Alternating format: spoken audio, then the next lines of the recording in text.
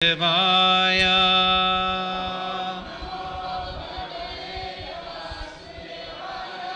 Om Namo Bhagavate Vasudevaya.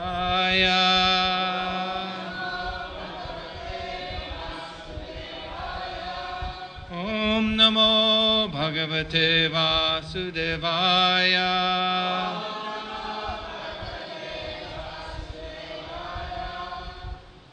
We're getting to hear from Srimad Bhagavatam, Canto 7, Chapter 2, Hiranyakashipu, King of the Demons. Last verse in the chapter, verse 61. Shinarda Vacha Iti Daitya Patir Vakyam Ditir Akarnya Shashnusha Putra Shokam Shanat Tvaktva Tatve Chittam Adharyat Shinarda Vacha Iti Daitya Pater Vakyam Ditir Akarnya Shashusha Putra Shokam Shanat Tvaktva Tatve Chittam Adharyat Shinarda Vacha Iti Daitya Pater Vakyam Ditira Karnya Shashunasha Putra Shokam Shanat Tvaktva Tatve Chittam Adharyat.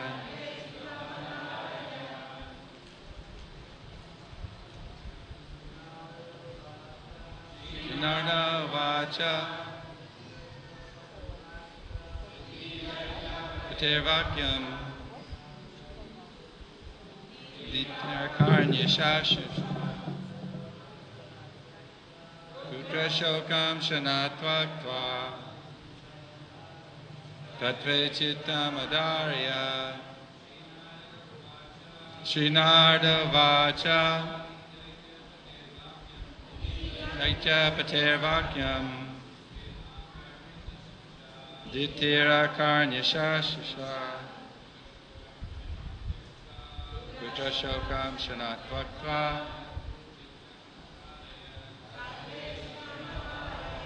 Ladies. Srinarda Vacha Iti Daitya Pater Vakyam Ditira Karnya Shashusha Putra Shokam Shanat Tvaktva Tatve Chittam Adharyat. Srinarda Vacha Iti Daitya Pater Vakyam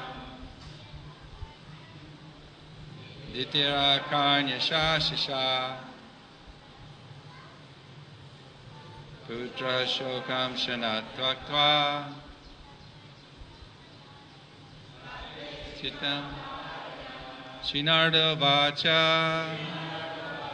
Srinarda Muni said, Iti, thus, Daityapate, of the king of the demons, Vakyam, of the speech, Diti, Diti, the mother of Hiranyakashipu and Hiranyaksha, Akarnya, hearing, Sashnusha, with the wife of Hiranyaksha, Putra Shokam, the great bereavement for her son, Hiranyaksha, Shanat, immediately, Taktva, giving up, Tatve, in the real philosophy of life, Chittam, heart, Adharyat, engaged. Translation. Srinarda Muni continued, Diti, the mother of Hiranyakashipu and Hiranyaksha, heard the instructions of Hiranyakashipu, along with her daughter-in-law, Rushabhanu, Hiranyaksha's wife. She then forgot her grief over her son's death and thus engaged her mind and attention in understanding the real philosophy of life. Please repeat. Sri Narada Muni continued. Diti, the mother of Hiranyakashipu and Hiranyaksha, heard the instructions of Hiranyakashipu, along with her daughter-in-law, Rushabhanu, Hiranyaksha's wife. She then forgot her grief over her son's death and thus engaged her mind and attention in understanding the real philosophy of life. Purport by His Divine Grace A.C. Bhaktivedanta Swami Srila Prabhupada. When a relative dies, one certainly becomes very much interested in philosophy. But when the funeral ceremony is over, one again becomes attentive to materialism. Even daityas, who are materialistic persons, sometimes think of philosophy when some relative meets death. The technical term for this attitude of the materialistic person is smashasana vairagya, or detachment in a cemetery or a place of cremation.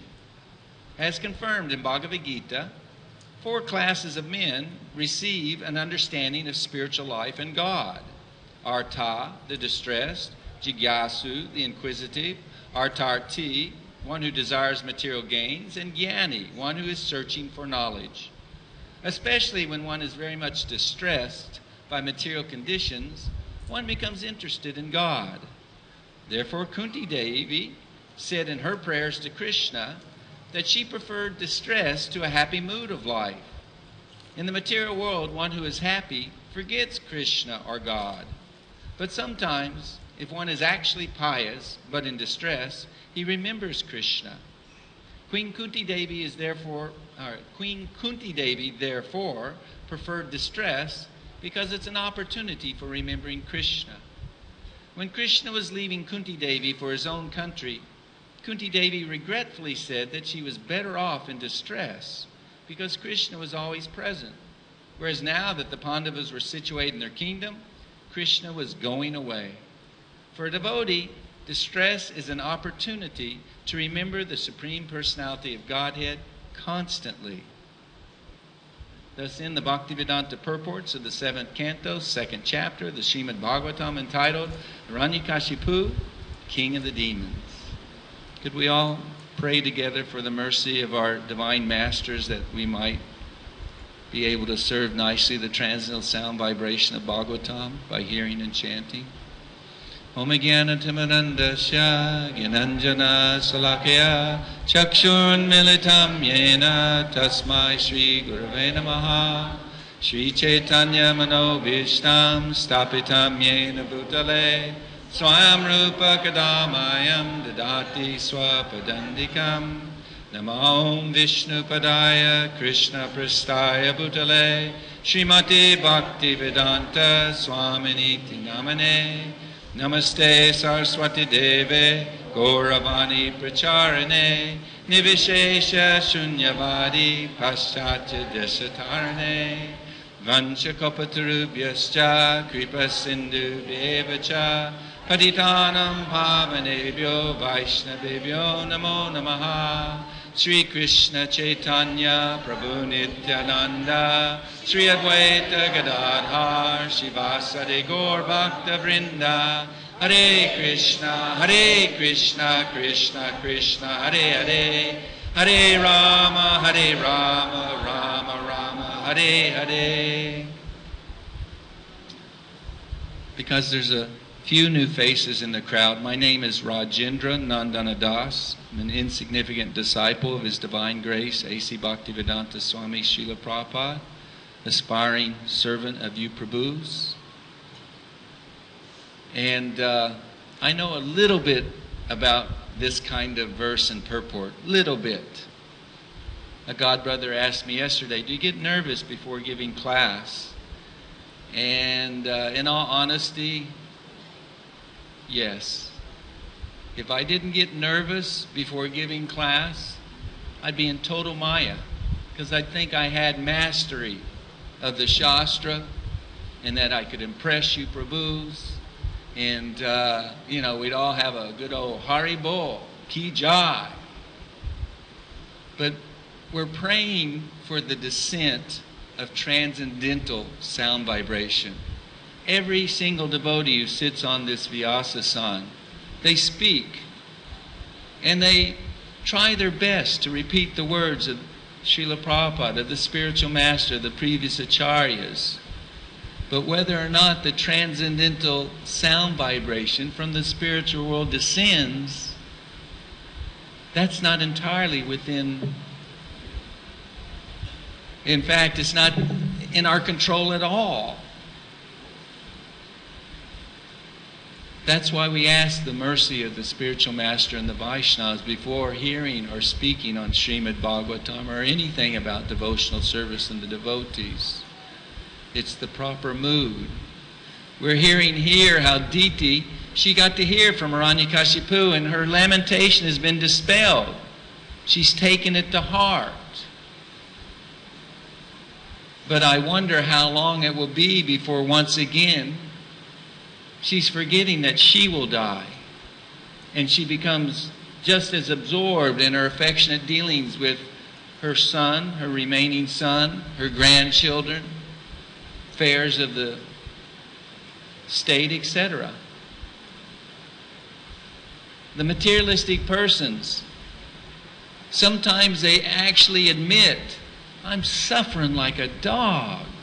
Sometimes they understand, I'm so miserable, especially when someone you loved is yanked away from you. Cruelly, death comes and takes away your loved one. Of course, it's a very, very powerful experience of suffering. And it makes one think about one's own mortality. Oh my gosh. Am I going to die? When am I going to die? What have I done? What do I have to do? What am I still trying to achieve? So these thoughts enter in. In the West, they'll say some words praising the dead fellow or gal and say, oh, no worries, they went to heaven. In the East, we understand that the soul is eternal and there's consolation in that. There's no such thing as death. It's an illusion. It's just like me leaving this room when the class is over. I still exist. I've left this room, but I enter into another room. What's the problem?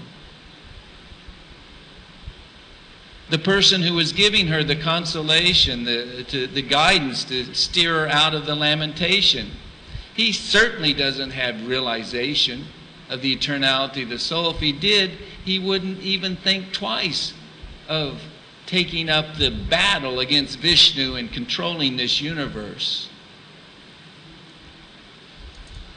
It's like I heard one of our Prabhus say, he's the greatest materialist ever.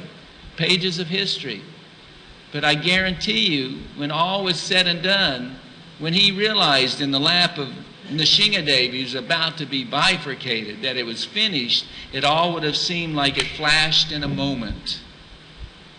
He enjoyed all the pleasures that life has to offer, abundantly, more than we can imagine. And yet, in a moment, it was finished.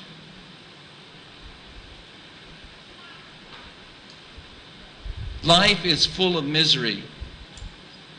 The covering potency of the material energy tries to convince us that we can squeeze some pleasure out of this body through the agency of the mind. Constantly trying to convince all the conditioned souls. And like fools, the conditioned souls run for the pleasure. They serve thankless masters. And time again, they realize, I've been cheated. I wasn't satisfied. I wasn't completely happy. And even if you got some relief, some sense of pleasure, it's all over before you know it. Those who are not pious, then they become angry. They become bitter. In my line of work of sales, I see a lot of people walk in front of me, and many an elderly person looks like this. The wheel of time and the heavy burden of sinful reactions grinds the conditioned soul's futile desire to control and enjoy in this world. But fools that we are, we repeatedly try again and again and again. One of the reasons is because those who are not fortunate, they don't get to hear the transcendental knowledge. You can't blame somebody for being in ignorance. Everyone is born in ignorance, practically without exception. One has to hear from an enlightened person who has the knowledge beyond this world that there is life after death, that you are eternal, that you have a relationship with the Supreme Person. And in His kingdom, in His relationship, one will be fully satisfied, and it will never be taken away. One will never be cheated. We all have to come in contact with such a person. Until that happens, the Lord in the heart and His very worthy servant, Maya Devi, is doing her part to pinch us, to kick us. We're all diseased in this world. The body is like a badge. I'm one envious fallen creature. Forget Krishna. I'm trying to be Krishna. Forget you all. I'm trying to walk on your heads to get my pleasures, to accomplish my desired goals. This is going on. This is all that life is. It's a struggle. Those who have knowledge beyond this struggle in ignorance, they sometimes put different names on the diseases that we suffer from. Sometimes we're said to be suffering from amnesia. Sometimes it's said that the heart arteries are clogged, the heart is dirty. One that is a little more graphic, we're actually severe burn victims. This material world is a blazing forest fire, and there is nothing more painful to the nerves of the body than burns, the skin being burned. This is our position, yet we're trying to eke out some pleasure. I mean, how pitiful is it? Even as devotees, I was told yesterday, we heard about devotional service and the different modes of material nature. If one is pious, Srila Prabhupada says in the purport, when one is distressed or has any kind of material desire, he will turn to Krishna for the fulfillment of that desire or the relief of distress. And that person is understood to be magnanimous. Not that we hold our nose up if we think we're making advancement, getting some momentum and trying to back shelf our material desires or praying to have them ripped out by the sharp teeth and claws of Nrsimhadev from our heart. We don't hold our nose up. No.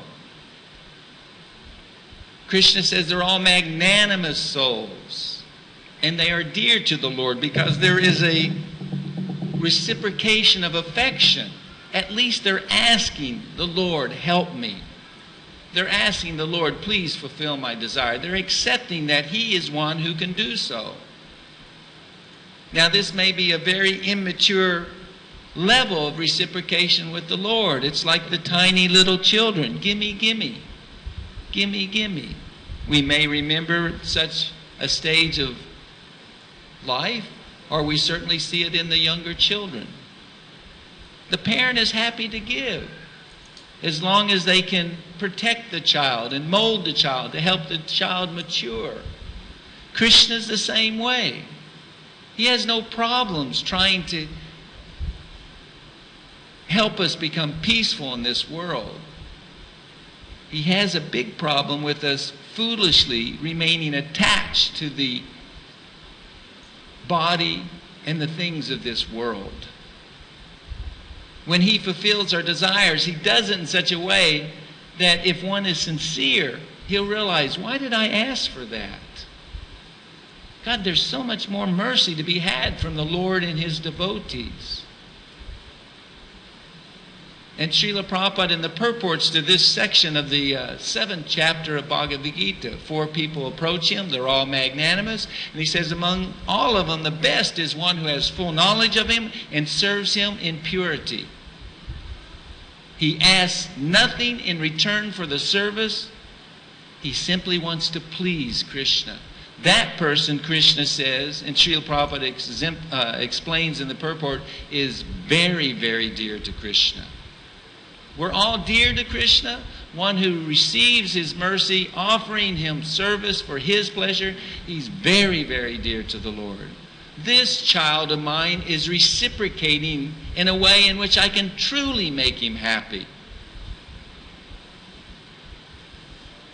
This is what is wanted. This is the treasure that the pure devotees are trying to offer us. Whether we accept is the decision we have to make.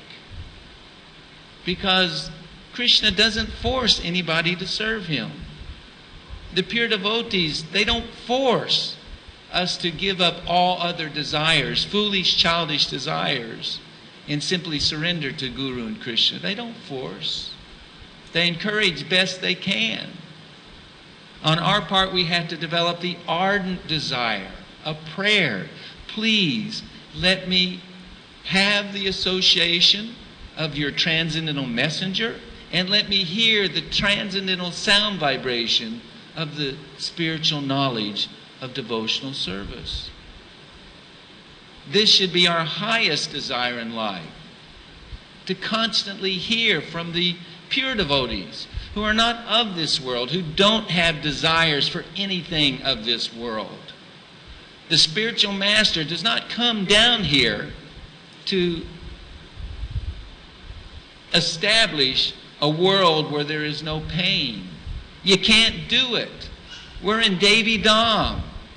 This is her kingdom, and Krishna has made it so that there will always be suffering as long as you identify with the body and mind. You can't get away from that unless you surrender to the transcendental message. And the only way that the transcendental message is fully revealed to one is if you realize nothing else is of any importance. Acceptance of, service to, and sharing of the transcendental message is what devotees do. That's what's being offered to us. If we don't have that singular focus of desire in our life, then we can choose one of the modes we're comfortable in, stay limited by that glass ceiling that we set upon ourselves. I'm happy running around, very active, doing so many things and acquiring position and recognition. Or being happy that, wow, the relief of that heavy burden of sinful reactions, it's not there. Guru is so kindly removed so much of it from my shoulders. I'm peaceful getting a garland, honoring some maha, getting to give a class sometime, having a nice situation in Mayapur Dham.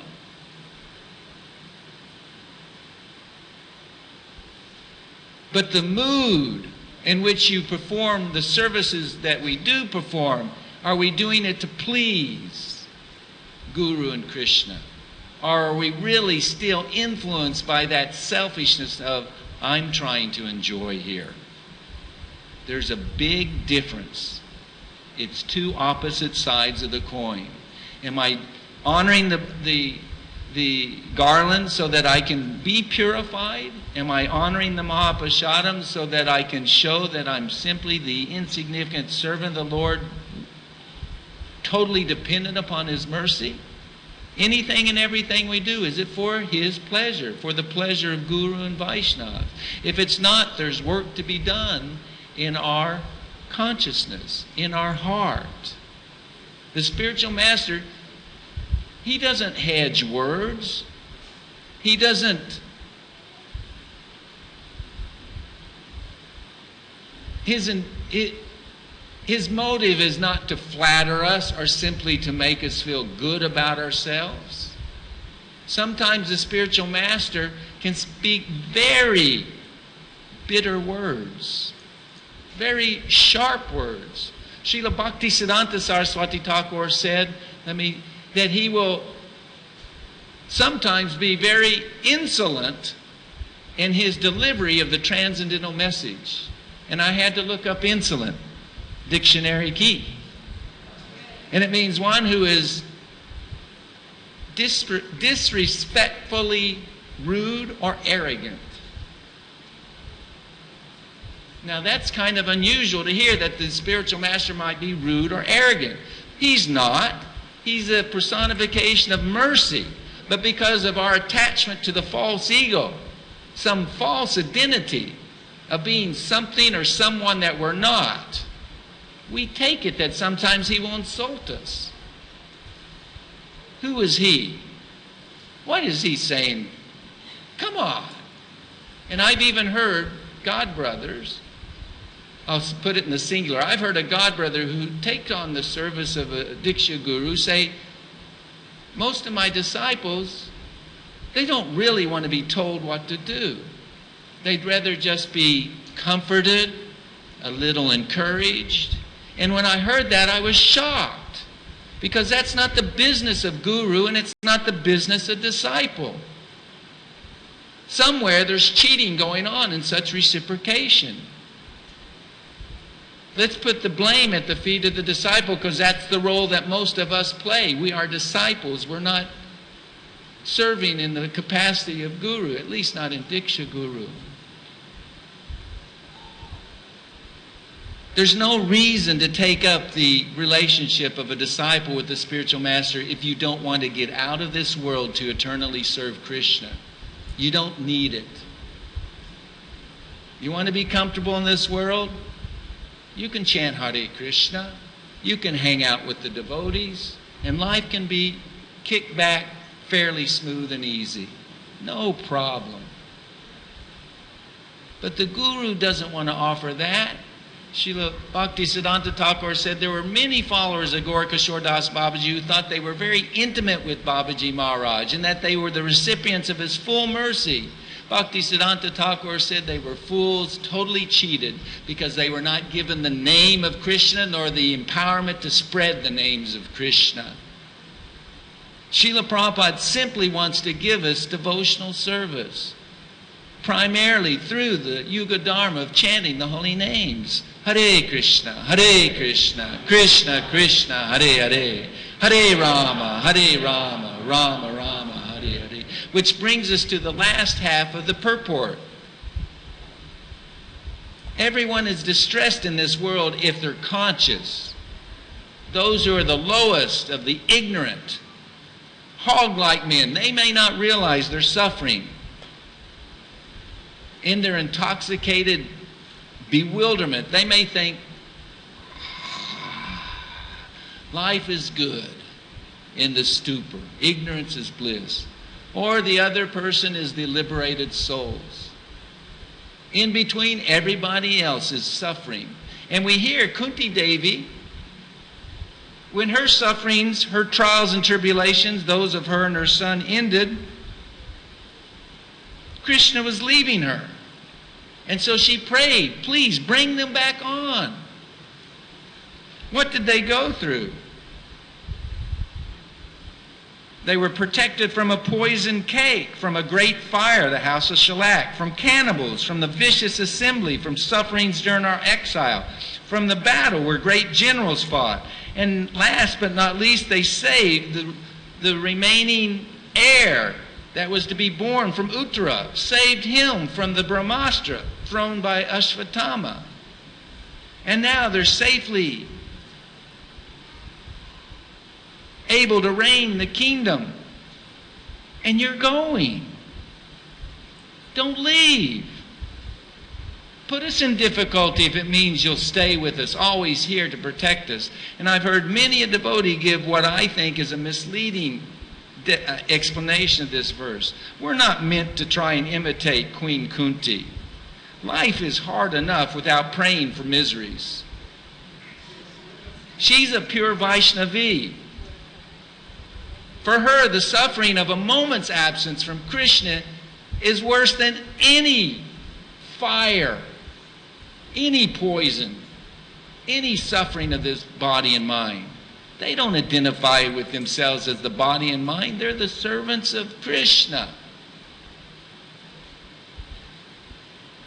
They love Krishna. For one who loves Krishna, when they're put into difficulty, basically it's so that you and I, the neophytes, can understand how much they are determined to serve Krishna because of their love for Krishna. Nothing stops the service of a lover of Krishna. We see that in one of our Prabhus right here, His Holiness Jayapataka Swami. What stops him? Nothing can stop pure devotional service. So we're not meant to pray. Krishna can give if we're foolish enough to ask for that. Actually, one of our godbrothers, Bhaktitirtha Swami, His Holiness Bhaktitirtha Swami, he prayed to take on sufferings, the sins of this movement, to relieve the weight that was bearing down so that we could get beyond petty selfishness and actually care for each other. The Brahmins, the elderly, the women, the children. Actually care, knowing that pleases Krishna. He prayed for it and Krishna fulfilled his desire. If we're not on that level, we shouldn't try to imitate these exalted souls. But when distress comes, it's an opportunity for us to think of Krishna, to have the heart purified, to break the attachment, the strong, glued, false ego we have stuck to us. To break it. I'm not this body. I'm not this mind. And if we give up the weakness of heart that plagues the neophyte devotee, we won't have difficulty in advancing deeper and deeper in those realizations. What are the weaknesses? That we identify with this material world. That it's our home, that we belong to it. That we are this body. And because of that, we become attached to anything and everything that we can get our hands on. Those two aspects, those weaknesses, have to be given up. And it's impossible to give it up on our own. We have to constantly be hearing the transcendental message of the spiritual world. The message of service to Krishna. Shushushyo Shadadanasya Vasudeva Kataruchi Shan Mahat Savya Vipra Punya Tirtha Nishevanad. Serving the Vaishnavas, that helps us develop the desire to hear the transcendental message. Not in one ear and out the other, but that transcendental sound vibration can enter the ears, descend into the heart, and cleanse it all away. All the misgivings, all the attachments, foolish, illusory attachments that we've held since time immemorial. We don't have to utilize any other sense, Bhaktisiddhanta Saraswati Thakur says, to prove the validity of transcendental sound vibration. That is necessary when hearing mundane sound vibration about things of this world. Show me so I can believe it. Let me touch it. Let me smell it. Let me taste it. Oh, yes, I believe this. But this transcendental sound vibration simply has to be heard with a submissive service attitude at the feet of one who is qualified to deliver the descent of the transcendental sound vibration. The proof that it is transcendental is that it cleanses the heart. It is life-changing. And as long as we keep the prayerful desire that I want my heart to soften, I want to surrender to Guru and Krishna, as long as we keep that as a priority, then the transcendental message, the holy names of the Lord, the association of the Vaishnavas, they will do everything for us. There's no inebriety in the transcendental sound vibration. Any difficulties, any challenge that we have can immediately be washed away. Srila Prabhupada said, with the touch, just the touch of my toe, I can break the biggest boulder of obstacles from the life of any sincere devotee. We have to ask ourselves, what are we waiting for? We are graced to have the association of so many wonderful devotees. That is the gift of Krishna and Srila Prabhupada and his representatives. Among the Vaishnavas, you will find different levels of desire for surrendering to Krishna and the devotees of the Lord. You should always aspire, always stay attentive to where you hear the most advanced realizations coming from those who have given up any and all other desires except surrendering to pleasingly serving Krishna. That is the best association. And actually it's more available than one might think. But if one does not have the prayerful, sincere desire that I want to surrender to Krishna, I want to please Krishna, if one doesn't stay focused in that, you may have a Paramahamsa sitting right next to you or giving class and you don't have a clue. Or because of your lack of submission, lack of desire to become Krishna conscious, the transcendental sound vibration just washes right over you, in one ear and out the other, and you cheat yourself. As I said, Krishna is not going to force us to surrender completely. He's patient. He's not deserting us. Any credit that comes to our account by having pleased his devotee, it's eternal. And I do want to end on a positive note because we're serving, all of us are Prabhupada Anugas. And there are pure Vaishnavas who are his followers and who are his servants. They are his pure representatives. There's several. And we have the opportunity to take advantage of that. And if we get the mercy of the Vaishnava, Krishna is controlled by the pure Vaishnavas. He submits himself to trying to please them, to fulfill their desires.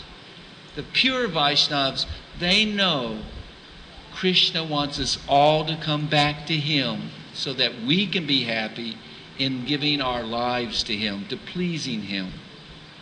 They know that, and they sacrifice what to us looks like inconceivable lengths. But for a pure devotee who loves Krishna, there's nothing too big a price. There's no price too big to pay for trying to spread Krishna's glories, in trying to please Krishna, in trying to help us conditioned souls come back to Krishna. So if we get their mercy, like Srila Prabhupada says in the 4th canto, anyone who's following the instructions of the spiritual master, that's tantamount to seeing the Supreme Personality of Godhead. And it's just a matter of time, not that long, before we will be graced with that eternal engagement of serving and pleasing Krishna. We just have to want and act upon that desire. Are there any questions or comments? I should stop before it gets too late. Yes, my friend. Is there a microphone for him? Hare Krishna, Krishna Krishna, Hare Hare, Hare Rama, Rama. Hare Krishna. Hare Krishna. Prabhu, before I ask question, I have a personal question. Before I ask the question, please don't mind. Like, are you yourself initiating in ISKCON? Can anybody understand? It's kind of reverberate. Oh, No. No, I'm not. Please don't mind. I ask a very different type of question. Like, you were so confident in saying that you were mentioning that one of the Diksha Gurus is saying that his disciples, one of the Diksha Gurus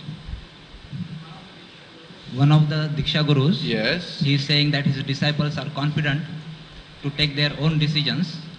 The disciples are? Confident to take their own decisions. I didn't use those words. No, yeah. But it's in essence another way of saying what I said. They don't really want to be instructed, told what to do. They just want to be encouraged, comforted, basically. Yeah. So if you are correcting somebody who is already a Diksha Guru, there are so many different situations. It amounts to pointing a finger. There are so many situations. Different situations, different ways of different gurus handle, do their services as a guru in different ways. Yes. So it almost feels like pointing a finger. I did not mention any names. Yeah. I talked philosophy. Srila Prabhupada, just the one-liner is, one does not accept a spiritual master as a fashion. He's not someone we instruct, we want to control. We are eternally the servant of a bona fide spiritual master. So yes, I will stand by what I said. So you have a question about that? A doubt? I mean, then you would yourself be initiating, right? If you... No, I'm a fool. I'm an idiot. And there's a joke that anybody who would want to join this club, any club that would invite me to join, I don't want to be a member of that club. Groucho Marx or anyone who cares. So you don't want to be a disciple of a fool like me. No one should. But it's a gradual process. The desire should be there. It should be cultivated that we want to become a servant of the message of our spiritual master. And gradual process doesn't mean that we hold on to the attachments that we have. Gradual process means I surrender completely to my Lord, to my spiritual master. And He can take as long or as short as He wishes to give me the mercy. I'm going to keep wanting, keep praying, keep acting in a way to show my sincerity. That's the real worthy meaning of it's a gradual process. So someday the mercy will be there. Yes, Prabhu? Can you hand him the... Yeah. Hare Krishna, Prabhu. Thank you very much for your wonderful class. Thank you very much for your wonderful class. So you were talking about prayers, how we should pray to the Lord. You were giving the example of Bhakti Tirtha Swami. So my question is, to pray... Whose example did I give? Bhakti Tirtha Swami. Queen Kunti? You did Bhakti Tirtha Swami, you mentioned. Yes, thank you. So my question is, how potent is to pray here in the Dham? Oh my goodness. Because I had many devotees asking me, please Acharya, pray for me, go to this deity and pray for me. So I have this conversation with one devotee that I said, Prabhu, I'm gonna pray to the Lord that He will help you to don't do this, because he has some attachments to something. And then he said, no, please pray for anything, but not for that. And I said, Prabhu, but you want to be a pure devotee? He said, yes, I want to be a pure devotee, but please don't pray for that. You gotta promise to me, don't pray for that. And then I said, Krishna is very tricky, and I wanna pray here, even you want it or you don't want it, I wanna pray to the Lord for that. So my question is, I am very neophyte, I don't have any qualification, but if I pray to the Lord to help my friends, if that helps?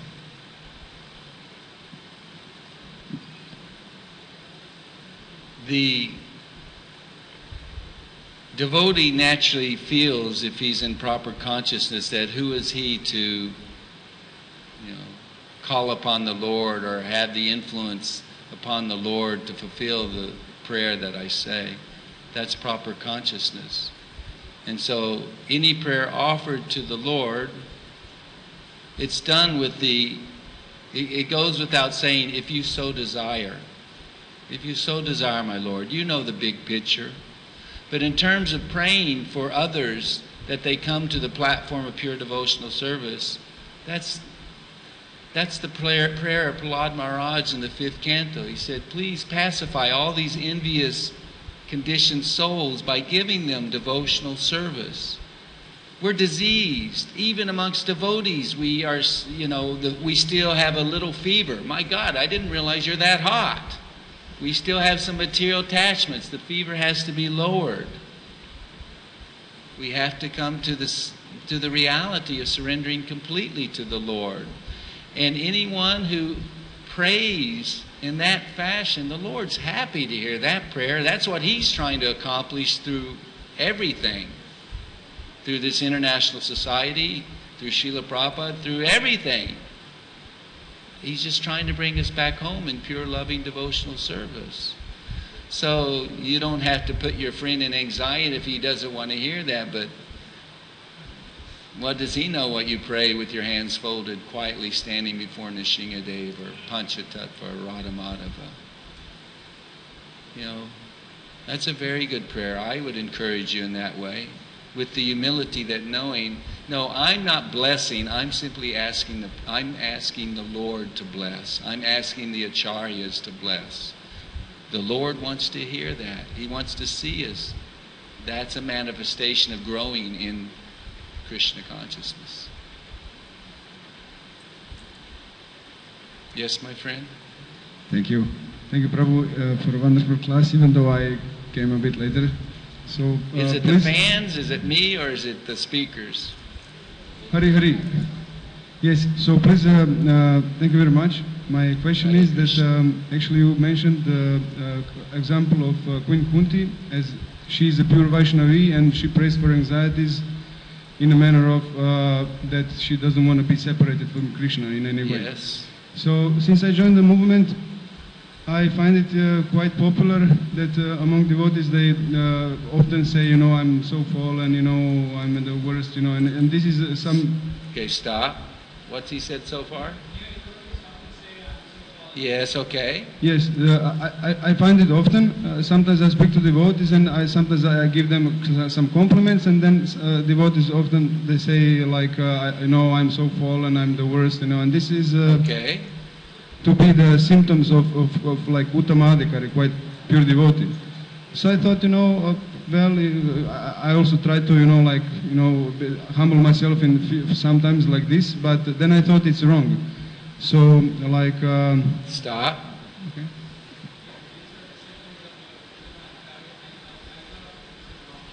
Okay. Now put a question, because the sound vibration makes it difficult. Okay, excuse me. So what is your opinion,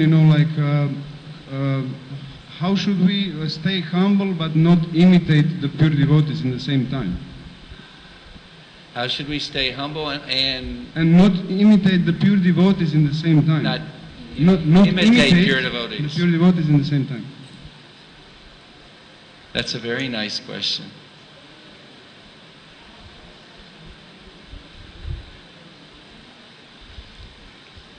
Anything that we have, anything that we've done, whoever we are in devotional service is simply mercy.